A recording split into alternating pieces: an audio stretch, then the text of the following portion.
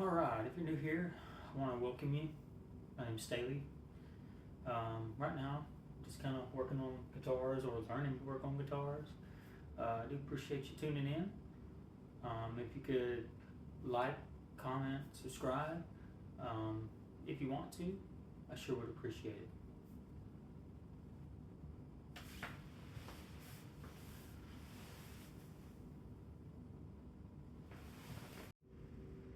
Alright, so I reworked my workspace this week, and I think this is going to be a much better setup. The tools are more readily at hand. Not a whole bunch of junk all over the place like it usually is. A little bit more organized. I got a dedicated garbage can. Place for the amp. It's off the floor to keep it out of the dog hair. Because the dog hair, you'd love to have a golden retriever, but the hair is a real problem. So I like to keep the stuff like that up off the ground. It just makes it easier. An extra chair, and then got my whole shelf over here with a couple of, that's the Yamaha, and then the Epiphone. I just need to do a couple checks on that, and then we're still working on the finish with the Yamaha. I can always link some videos of these or shorts if you're interested. But then I'm dedicating this whole shelf here to, guitar parts and tools, straight edges, things like that, tape, clamps, and then finishing stuff up here on the top. And then I got bags per guitar for parts, and then another crate there for just random guitar parts, and then that cardboard box is to recycle strings. You can take that into Guitar Center and they have a box there. And then up here we have my Les Paul Jr. that I got for $5 at a garage sale that the neck was all wonky on. The neck is actually, at least the fretboard is glued in that tape in the 2x4s, like right here. So hopefully one day I can glue it back together. We'll see. I'd rather find another neck. It's just not worth it. Not worth the work. That's probably the biggest lesson I've learned lately. And then the green guitar there in the middle is that Harley Benton. So we got to figure out what parts we need for that. I did get in a $10 pick guard for it, which I think you'll like. So stay tuned for that. That's my light up there. But yeah, it's still kind of a mess, but we're definitely getting somewhere. Let me know if you have any questions on these tools. Kind of lessons learned. And like these saws right here, the fret saws. I thought that they were for sawing the nut. So I have a couple of different saws that I really enjoy, but I haven't really used a ton. And now that I got the sander down there, I really don't need to. That sander can take off anything real quick rather than trying to cut it off with a saw. But yeah, coming along. Alright, for today's video, we're looking at the warmoth lollar build. This is just some notes here that I wrote down in terms of things that we need to do. Groundwork. The biggest thing is removing the finish from the frets. I'll show you that in a second. I need a couple of new screws probably. The nut probably needs to be filed down just a smidge. I don't want to do that until last. And then the second string tree install. I did get another string tree. So if you look right in here, you can kind of see the ground. I need to hook it on something in there or just remove it. I'm not even sure it's needed.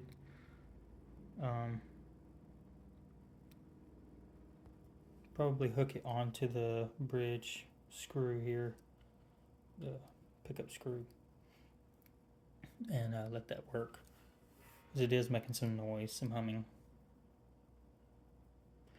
The fret finish. Oh yeah, you can see it good there. It's like crackling right in here. Yeah, warmoth sprays these maple fretboards completely poly or satin nitro. I misspoke.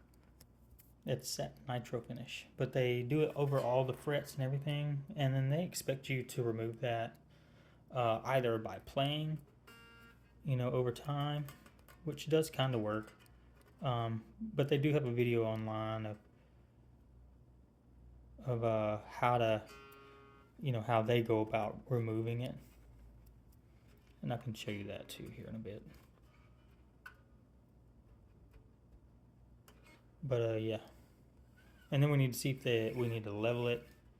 You can tell these are highly polished underneath this finish, so that's kind of cool. Then I wanted to potentially put another string tree like right here with these two, just to kind of get them to really get that downward pressure on that nut.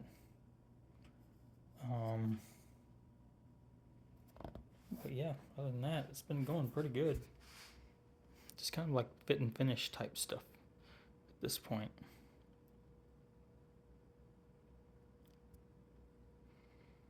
Alright, well, I'll be back in a second. We can get this thing built up. One last thing that I forgot to mention that we need to do is, if you look at the neck pickup here, you can see that it's sitting crooked in the hole, and the holes for the screws were drilled incorrectly, so I'm gonna have to fix that. You can see how the gap on this lower side is wider than that top side, and that's with me adjusting the pickup screw holes. They're pretty, at least 1/8 of an inch. So I guess we'll just file it down and just kind of make it look a little better and go from there. As far as the screws go, I think that looks a lot better, the one on the left. What do you think? Now the pickup screws, the one on the bottom is new.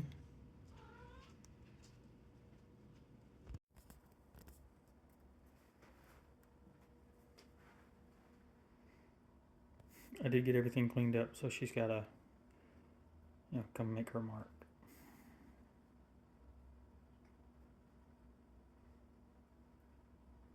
Jeez. Can't have nothing. Alright, so we're going to try and remove some of this finish off these frets. Hope you can see that.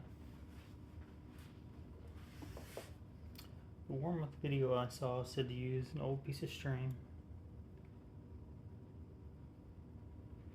to take it and rub it across the fret to break up finish.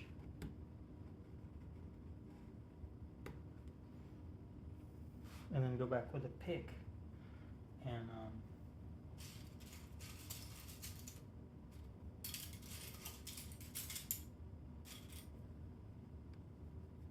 just kind of scrape it off.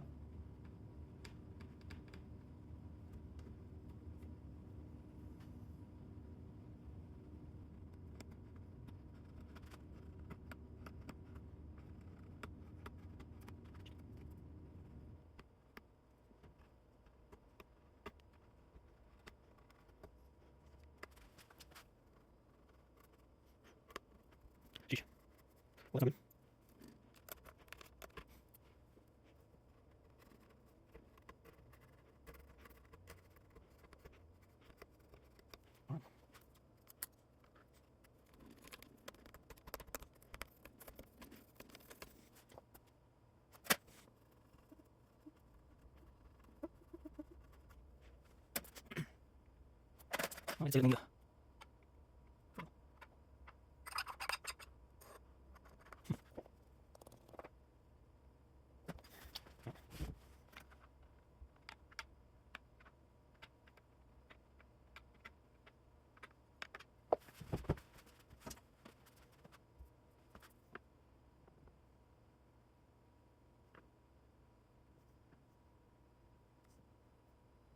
Here's the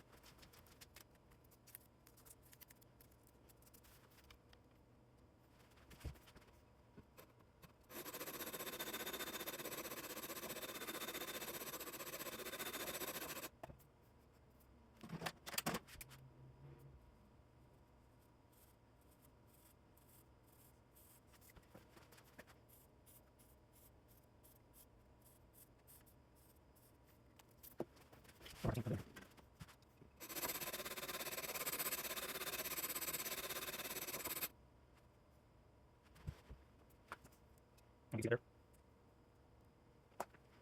I'll put it here.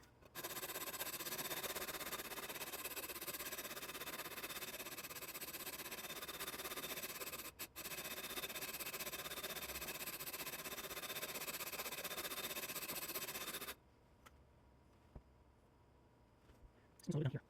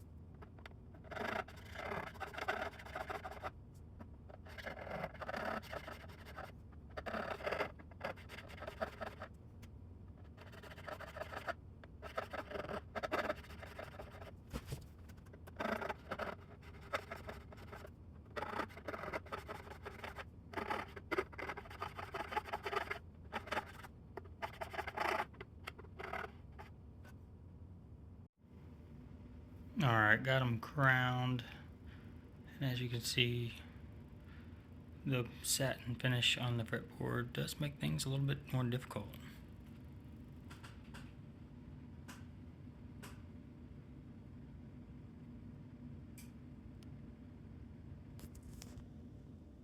Trying to get you a good close-up view here of what I've been doing. Kind of see the top of the frets there. Anyway, alright, we'll keep working. Alright, so the update is after the fret leveling and crowning, I decided to go ahead and put the strings back on just to kind of see how it would play, even though I knew that the frets would be terrible. I just kind of confirmed that everything was flat. For the most part, I think it is. We are having a little bit of buzzing on the D and G string. Oh, excuse me, A and D. And so I want to make sure that that all kind of settles in right. I get the truss rod really flat, that kind of thing. It does have, I think, 0.08 of an inch of relief. I'd like to get that down to about 6. So flatten it out a little bit more, just to get rid of that buzz. And then we will go about doing all the polishing on the frets.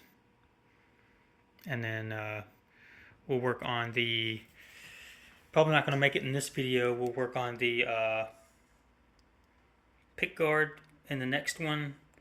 I did change out the screws on that switch, so let me know if you think that looks better, as well as the 2 screws at the neck pickup.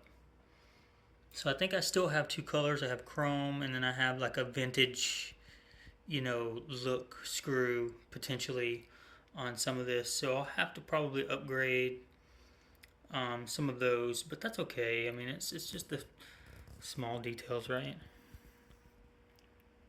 And I don't know if you saw in the footage, because it was sped up, I did mar the finish a little bit. I don't know if you can see it in here or not. With the string method, I don't really like that. I wish I would have just gone directly into a setup to get that finish removed. I wouldn't have done that. Anyway, you know, we're learning here, and actually really doing some work. So it feels pretty good, you know, and I did play this some. It sounded good, you know, besides the buzzing, which you can't hear in the amp. But you can hear it when you're just playing unplugged, I guess.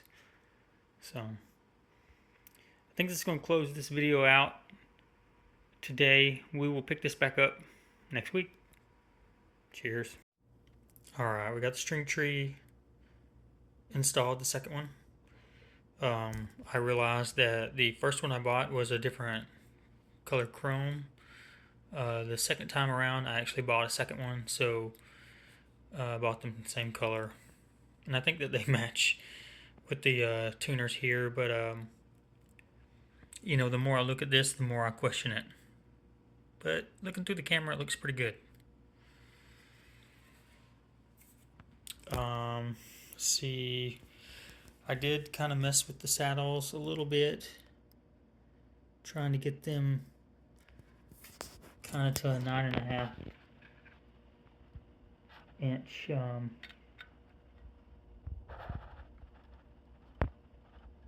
fret radius. That looks better. So, alright, let me tune it back up and we'll see where we're at. Alright, so we did achieve the 6 thousandths on the relief. It may even be slightly less than that, but it's not buzzing. So we could always let it off if we need to. You know, put a little bit more bow in it. And that's my little tool. It's kind of cool. And then this blocks off the first string. It's kind of interesting. The next thing I wanted to double check was the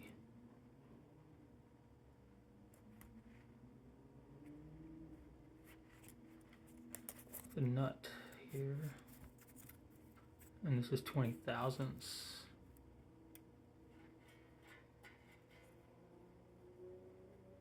Oh yeah, not touching.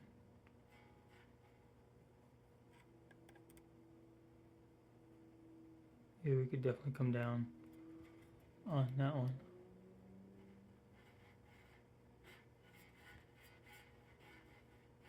And then on the A2, huh?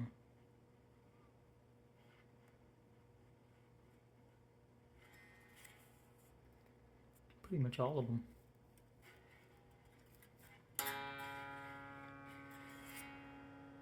Okay, yeah, so we still got to do that. Not a problem. We can do that for sure. But yeah, the frets are done. They're nice and polished back, and it plays a lot better. Plays more like it should.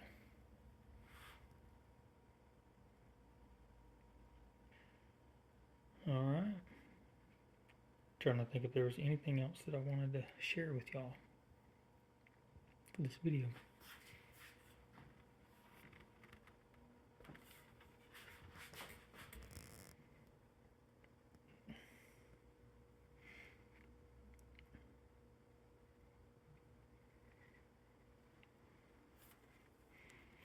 We're still using the string joy strings that I put on it when I first got it. So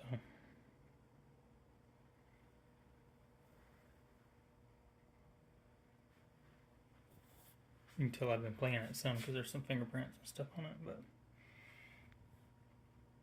I did have a question about the string tree though. It seems like the E is just about to pop out of there, so I'm wondering if I have to file a little bit bigger channel in there for that. It's always something, little bitty things here and there. But it's fun and it looks good. Alright, well thank y'all for watching through this whole video. Oh my gosh. I really appreciate it. Hit that thumbs up if you can. Let me know how you like the video. And we'll see you next time.